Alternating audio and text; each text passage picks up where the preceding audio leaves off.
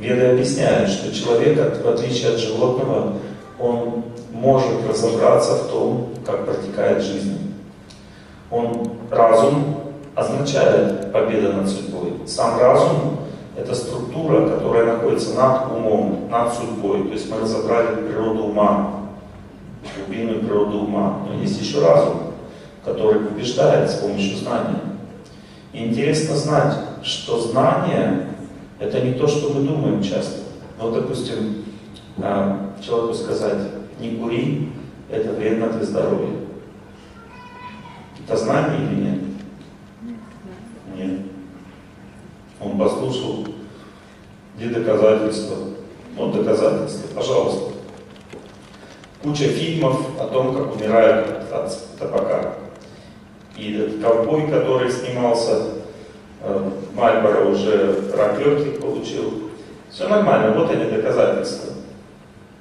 И доказательства. Я не болею, я и курю. У меня есть другое доказательство, так?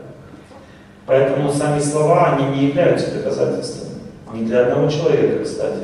Вот, допустим, я сейчас читаю лекцию, и кто-то мою лекцию очень глубоко воспринимает, потому что эти люди, возможно, со мной уже сталкивались в жизни и поглубже, слушали лекции там уже достаточно долго и так далее. Некоторые люди пришли первый раз, они слушают меня и думают: ну, хорошо, заливают.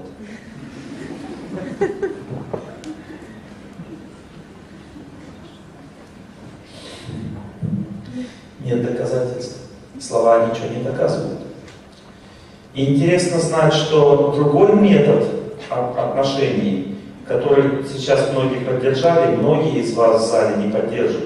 Потому что если мы сейчас начнем тренинг, то есть будем повторять: я желаю всем счастья, то анализировать, насколько глубоко мы туда зашли, внутрь, то многие люди, они посчитают, что это насилие. Что зачем это со мной так себя ведут? Зачем это я должен всем счастья здесь желать и что-то анализировать?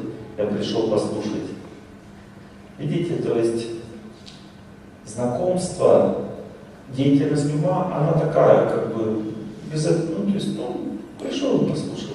Говорят, песни поет Олег Геннадьевич, интересно, посмотрим, что там себя представляет. Вот. Ничего особенного, пришел, посидел, меня не видно, тем более. Сидел подальше, сел куда-нибудь и слушал. Но вот повторять «я желаю всем счастья» — это уже тяжело.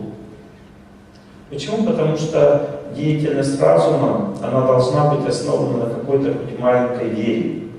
А вера всегда, она возникает только по одной причине, что ты реально увидел результат. То есть вера основана на опыте, понимаете, на опыте. И поэтому веды говорят, что любая практика дает опыт. Опыт формирует веру и знания. А особенно, если эта практика касается той сферы жизни человека, которая меняет его судьбу.